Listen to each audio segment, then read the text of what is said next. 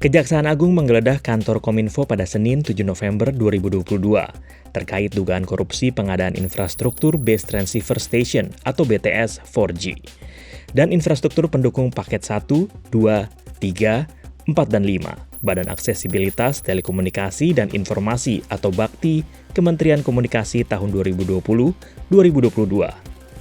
Buntut dari perkara ini, 5 orang ditetapkan sebagai tersangka. Sementara dugaan kerugian negara mencapai 1 triliun rupiah.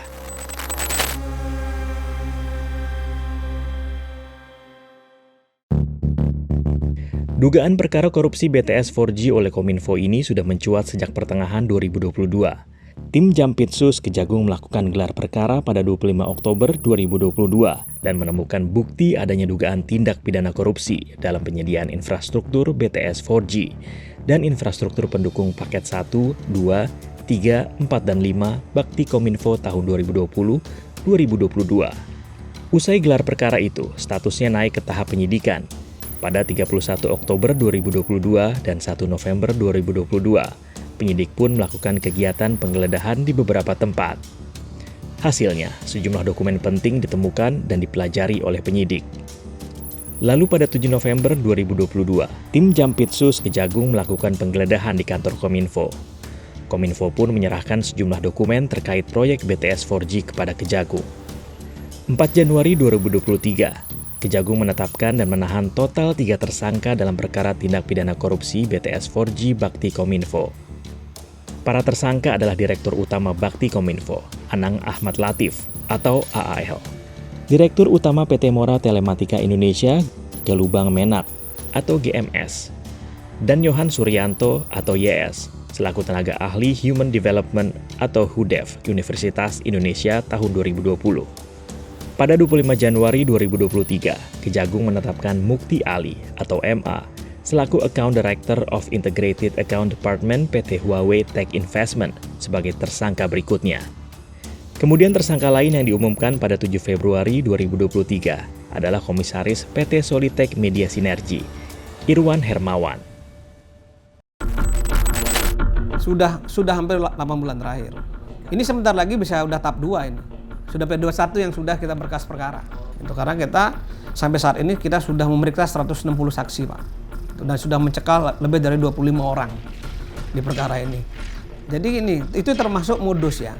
Jadi sejak awal perkara yang dibangun ini, ya, itu sudah menentukan orang-orang siapa yang bekerja. Jadi kurang lebih 66 miliar lah sudah kita dapatkan. Dan ada juga yang kita lakukan penyitaan.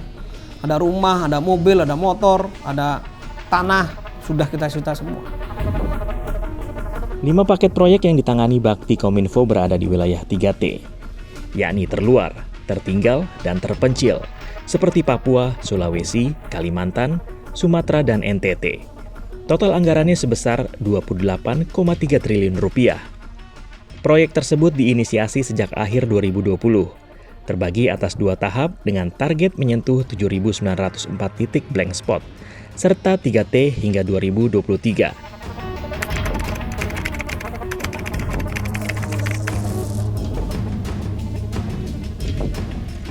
Harusnya kan 3 tahun gitu loh. Tapi selesai 1 tahun, tapi 1 tahun pun belum terlaksana dengan baik, belum terrealisasi dengan baik gitu. Nyampaikan langsung ke kita dan juga bersurat bahwa masyarakat di sana belum terlayani akses layanan yang di 4G tadi kan. Nah, itu kan termasuk salah satu saksi kita kan, fakta kita kan gitu loh. Nah, itu kan menjadi bahan perhitungan kita. Seharusnya dengan adanya keberadaan BTS yang di daerah-daerah terluar, terdalam, dan terpencil, ya kan? Ini harus membuat akses informasi sampai masuk ke desa-desa tadi. Itu kan bagus tujuannya. Nah, ketika tujuan itu nggak terpenuhi, ya kan? Apakah nanti bisa kerugian total loss apa enggak? Itu tergantung dari teman-teman dari BPKP menilainya. Laporan hasil pemeriksaan dengan tujuan tertentu atau PDTT BPK atas pengelolaan belanja tahun anggaran 2021 menyebutkan bahwa dalam proses perencanaan, survei lokasi justru dilakukan setelah penandatanganan kontrak. Akibatnya, proses survei yang dilakukan belakangan itu berdampak pada perubahan lokasi dan spesifikasi sehingga membuat nilai kontrak berubah. Hasilnya, ada pembangunan 2 BTS yang akan digarap di 1 desa. Kejaksaan Agung pun menemukan dugaan kolusi atau kong kali kong dan markup anggaran. Hingga kini, Kejagung terus melanjutkan pemeriksaan terhadap sejumlah saksi. Sebanyak 160 saksi sudah diperiksa, termasuk memeriksa Menteri Kominfo Johnny Gerard Plate.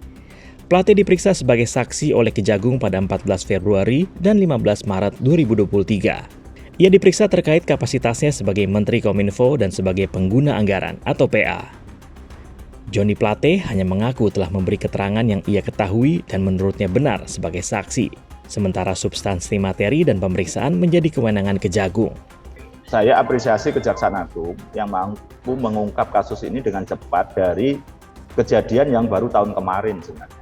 Tapi nyatanya Kejaksaan Agung mampu mulai dari awal perencanaan pun mereka mampu mengendus ada dugaan kong kali kong, bahwa ini akan diarahkan hanya perusahaan tertentu dengan dibuat harga perkiraan sendiri yang tidak sesuai pasar, dan di aturan tendernya diatur seakan-akan hanya mengarah ke perusahaan tersebut.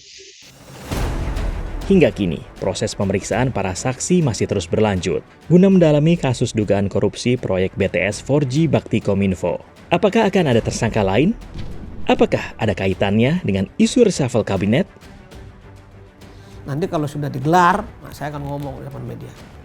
Karena kita di sini tidak membuat puas, tapi membuat perkara menjadi terang. Ya, yang paling utama bagaimana penyelamatan keuangan negara itu bisa kita dapatkan sebesar-besarnya untuk kepentingan negara tentunya dan masyarakat.